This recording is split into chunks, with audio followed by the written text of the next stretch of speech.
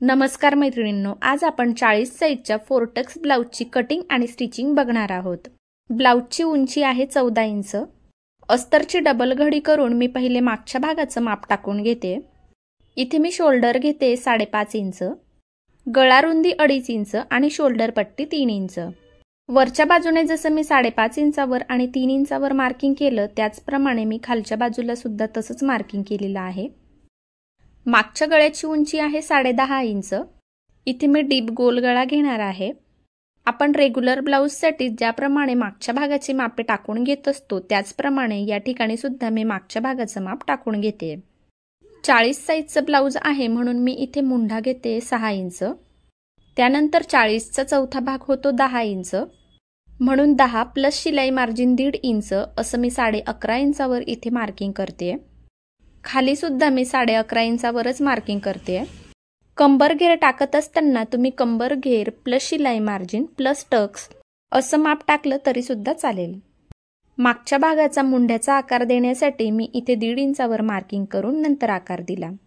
मागचा भाग मी आता इथे पहिले कट करून घेते। पुढच्या भागाचं माप टाकण्यासाठी आपल्याला तो लागणार आहे। मागच्या भागाचं ज्याप्रमाणे आपण डायरेक्ट कापडावर माप टाकलेलं होतं त्याचप्रमाणे पुढच्या भागाचं सुद्धा टाकणार आहोत। त्यासाठी मागचा जो भाग आहे तो मी अशा पद्धतीने व्यवस्थित ठेवून घेतला आणि या मापाच्या सर्व बाजूंनी आपल्याला अशा पद्धतीने मार्किंग करून घ्यायचंय।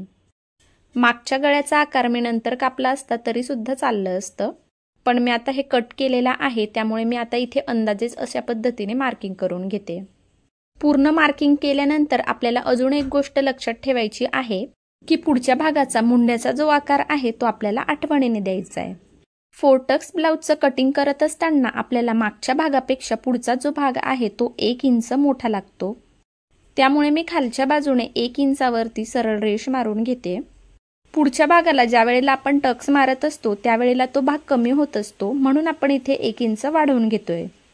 आता मागचा भाग जो आहे तो मी इथे पूर्णपणे आखून घेतलेला आहे। इथे पुढच्या गळ्याचं मी माप टाकलेलं आहे 6 इंचावर। इथे गळा रुंदी 2.5 इंच घेऊन मी इथे गळ्याला गोलाकार देते। इथे मशीनवर असल्यामुळे मला इथे आकार देता आलेला नाहीये, तो आता मी व्यवस्थित करून घेते। आता खालच्या बाजूला आपण क्रॉस पट्टीचं माप टाकायचं आहे। त्यासाठी इथे मी 3 आणि 3.5 इंचावर मार्किंग केलं आणि या बाजूने 2.5 इंचावर। 2.5 आणि 3 इंचावर जे मार्किंग केलेलं आहे त्या ठिकाणी मी अशी तिरकस रेष मारून घेते। त्यानंतर 3.5 इंचाच्या मार्किंगवर मी तिरकस थोडासा आकार दिलेला आहे। टक्स करण्यासाठी मी या बाजूने 4 इंचावर मार्किंग करते। आता या ठिकाणी आपल्याला उभा टेप ठेवून 2 इंचावर मार्किंग करायची आहे। ही 2 इंच जी आपण उभी रेष मारलेली आहे त्याच्या खालच्या बाजूने आपल्याला 1.5 इंच इकडे आणि 1.5 इंच इकडे असं मार्किंग करायचं आहे। 1.5 इंच म्हणजेच 1 इंचाला 2 रेषा कमी। इथे तुम्ही दोन्ही बाजूने अर्धा इंचावर मार्किंग केलं तरी सुद्धा चालेल, पण मी इथे 1.5 इंच घेतलेलं आहे। त्यानंतर अशा पद्धतीने ते जोडून सुद्धा घेतलंय। आता हुकेकडच्या बाजूने टक्स करण्यासाठी जे 3.5 इंचावरचा आकार आहे त्या ठिकाणापासून मी 2.5 इंचावर मार्क केलं आणि आडवा टेप ठेवून अंदाजे 2.5 ते 3 इंचावर मार्क केलं। इथे सुद्धा मी अशा पद्धतीने तिरकस रेष मारून घेते। ब्लाउजची जी फिटिंगची बाजू आहे त्या साईडला टक्स करण्यासाठी मी 3 इंचावर मार्क केलं। त्यानंतर आडवा टेप ठेवून आपल्याला अशा पद्धतीने अंदाजेच रेष मारायची आहे। टक्स मारण्यासाठी आपण ह्या ज्या रेषा मारलेल्या आहेत ह्या थोड्या कमी किंवा जास्त झाल्या तरी सुद्धा चालतं। तुम्हाला इथे व्यवस्थित दिसावं म्हणून मी इथे रेषा सुद्धा मारून घेते, नाहीतर मला ज्या ठिकाणी टक्स करायचे आहे त्या ठिकाणी मी कात्रीने मार्किंग करून घेते आणि मशीनवर डायरेक्ट शिलाई मारते। या ठिकाणी टक्स करताना मी पहिले मार्किंग करून घेतलं, मग तिरकस रेष ओढली। मुंढ्याचा पुढचा आकार द्यायचा राहिलेला आहे तो इथे मी देऊन घेते। ही गोष्ट अजिबात स्किप करायची नाहीये। टक्स तयार केल्यानंतर आपलं अशा पद्धतीने कापड आतमध्ये जाणार आहे आणि ते कमी होणार आहे। त्यासाठी फिटिंगकडच्या बाजूने आपण अजून वाढवून घ्यायचं आहे। इथे खालच्या बाजूने 1 इंच आणि वरच्या बाजूने 1 इंच असं मी वाढवून घेते। त्यानंतर हे दोन्ही पॉइंट सरळ रेष मारून मी जोडून घेते। पुढच्या भागाचं आपलं पूर्ण मार्किंग करून तयार आहे। आता आपल्याला हे कट करून घ्यायचं आहे। आपण ज्या वेळेला कोणत्याही प्रकारचं ब्लाउज शिवत असतो त्यावेळेला आपण एक गोष्ट लक्षात ठेवायची असते, ज्या ज्या ठिकाणी आपण कापडाला टक्स मारत असतो किंवा मधल्या साईडने कापड कट करायचं असतं तर ते जे माप आहे ते माप आपण साईडला फिटिंगकडच्या बाजूने वाढवून घ्यायचं असतं, म्हणजे तयार झाल्यानंतर फिटिंग करताना आपल्याला तिथे कापड कमी नाही पडत. बऱ्याच वेळेला काय होतं, आपण कटिंग करत असताना जो टक्समध्ये भाग जाणार आहे किंवा कटिंगमध्ये भाग जाणार आहे तो पकडत नाही आणि मग फिटिंग करत असताना आपल्याला त्या ठिकाणी कापड कमी पडतं. ज्या ठिकाणी आपल्याला टक्स करायचे आहे त्या ठिकाणी मी कात्रीने अशा प्रकारे मार्किंग करून घेते. तुमची चांगली प्रॅक्टिस झाल्यानंतर खडूने मार्किंग न करता तुम्ही डायरेक्ट असं कात्रीने कट मारून घेतले तरी सुद्धा तुम्हाला जमेल. दोन्ही भाग मी अशा पद्धतीने एकावर एक ठेवलेले आहे आणि हाताने प्रेस केल्यानंतर जे एकीकडचं मार्किंग आहे ते दुसऱ्या भागावरती उमटलेलं आहे. तिथे मी ह्या खुणा थोड्याशा डार्क करून घेतलेल्या आहेत. आता हे अस्तरचे दोन्ही भाग मी ब्लाऊज पीसला जोडून घेतलेले आहेत आणि क्रॉसपट्ट्या सुद्धा काढलेल्या आहेत. अस्तर आणि ब्लाऊज पीस जोडण्यासाठी एक सोपी पद्धत मी एका व्हिडिओमध्ये शेअर केलेली आहे. डिस्क्रिप्शनमध्ये त्याची लिंक मी दिलेली आहे, तो व्हिडिओ तुम्ही बघू शकता.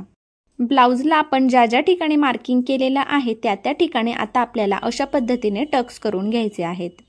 मी ज्या पद्धतीने तुम्हाला ब्लाऊजची कटिंग दाखवलेली आहे ही पद्धत अगदी सोपी आहे आणि जसं जसं तुमची प्रॅक्टिस होत जाईल तसं तसं तुम्हाला खडूने मार्किंग करायची गरज भासणार नाही.